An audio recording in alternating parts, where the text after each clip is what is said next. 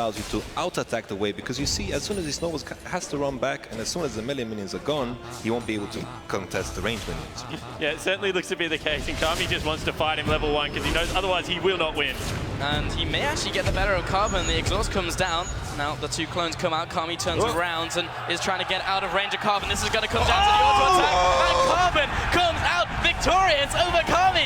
What a performance from the OPL's jungler. Legacy's Carbon goes nuts. 96 seconds on that game, gentlemen. Champion!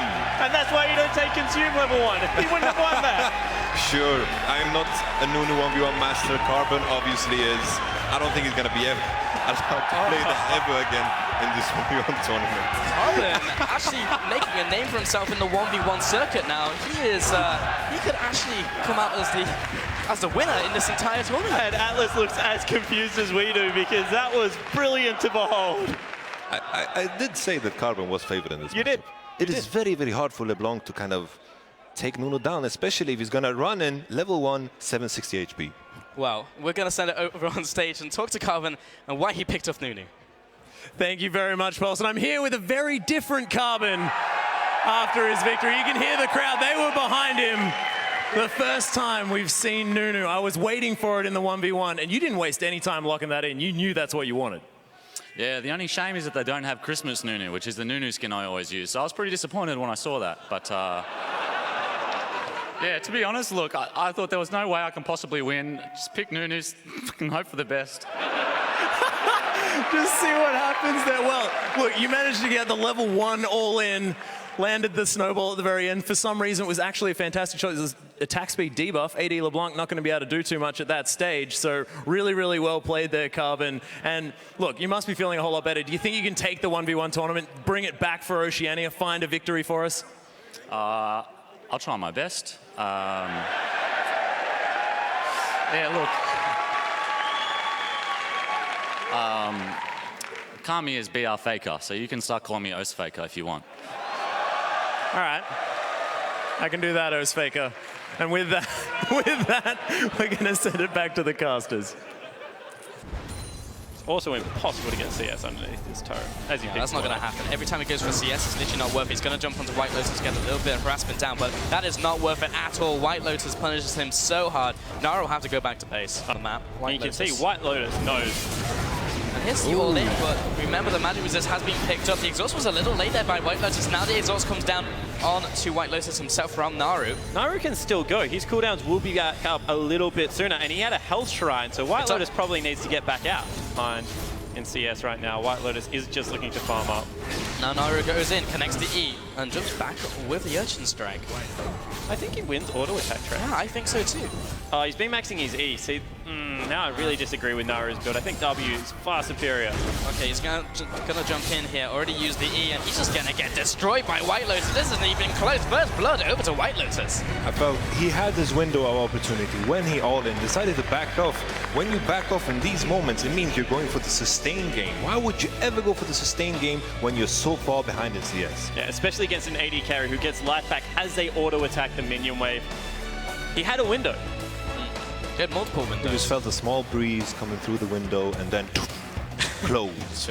And one more, he'll hit the level 2. The stuff comes out. Seiya's going to start trading, and I'm going to say this is not really working out. No, actually, he won it.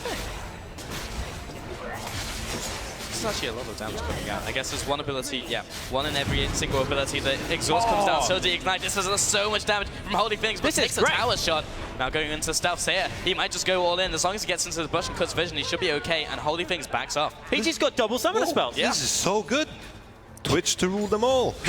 Massive misplay from HolyPhoenix though. Burns his summoners, tries to tower dive. Not the right decision. We were thinking champion select like the Kalista, but going He's for got the trade once again. Exhaust, Remember the exhaust, ignite. He wins. Coming in, looking to cut the vision. HolyPhoenix jumping up. No way did that just happen. Seiya brings home the win with the Twitch. The rat brings the bat and takes it home. That's a home run. Beautiful. What was that about sticking to my guns there, Spawn? Yeah, just stick to your guns. We knew something that he did it. Twitch is bad, but HolyPhoenix just completely misplayed. Oh my goodness, that tower dive to take the turret shot and to burn your summoners. And then once again to pile into this all-in. I love the Poro Fiesta that happens whenever someone loses. I would love to have Poro, like a Poro as a pet. I would take him to the vet. I would hug him if he was upset. Poem by Jacob Mepti. Copyright. I wasn't expecting that, I've got to be honest. Neither was I. The first two Qs space them out, so your cooldown actually starts the first time you use Q. So he's going to jump in here using the key strike and walk back off. Keeper, sorry. And Thaldrin, ooh, the damage from the Pierce and the Rend. Big from G4. Do nothing. With that in mind, I really feel like we talked about the Fizz and the All-In before. I think in this one, it's much more likely. But Thaldrin really needs to back now because he is on absolutely no health. Where the enemy has to make a decision if he pushes or not. If you base... Oh, they're going. Oh, Here comes the all-in, the exhaust and the ignite. G4 dropping low, but it's actually going to be G4 coming out on top with the Rend. That was over very quickly. Yeah, it certainly was, and they hit level 6 after that kill, so you have to think that Thaldrin was relatively close. Gets a little bit impatient, doesn't wait for it, and made pay. Yeah, pays a lot. Actually paid with the loss. doesn't do much at all. Optimus is looking for it right now. He wants it. There's the Tibbers coming in. The exhaust comes out from Optimus. Still has the flash. Remember, has the Twin Fangs. Gets the petrifying gaze, but not the stun. Optimus still taking a bunch of punishment. Tibbers is wailing on him, Optimus even underneath this tower. And yeah, I believe that was the kill, but he decides to back off. For the auto attacks and the trades with Molten Shield. Comes back in, lands a Q. He's back out. And Archie actually taking a bunch of damage, turned away by the miasma. Optimus just needs one more piece of damage. Doesn't land it. The flash comes out. It's not in range for the auto. Not in range for the E. Do they stick around? Archie is backing. Does Optimus chase in? Optimus has cookies. He does. He does. Something that I just noticed, Archie hasn't skilled up his W. Dominating in CS right now. Both ultimates are up and one has just been used. Tibbers goes down onto Optimus, but Archie just didn't deal much damage at all to Optimus. There comes the Petrifying Gaze. Now the Twin Fangs come out, but the damage over time from Tibbers is actually quite big, and the tower finally finishes off Tibbers. Both, again, going down to very low HP, but both survive. And he's looking for it. Hesitation. There he goes. There he goes, but it's just not a lot of damage. Turns around, there's the exhaust. Exhaust back onto Optimus as he's getting sustained damage out. Tibbers chasing down Optimus. The AoE damage once again chunking him out.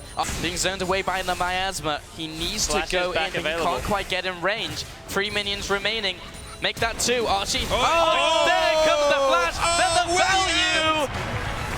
You guys doubted, but that's why the flash is strong. Flashing for those minions.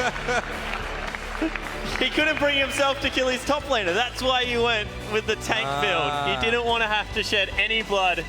Maybe this was a strategy, just to try to get as much publicity out of the 2 players as possible, just to extend the game.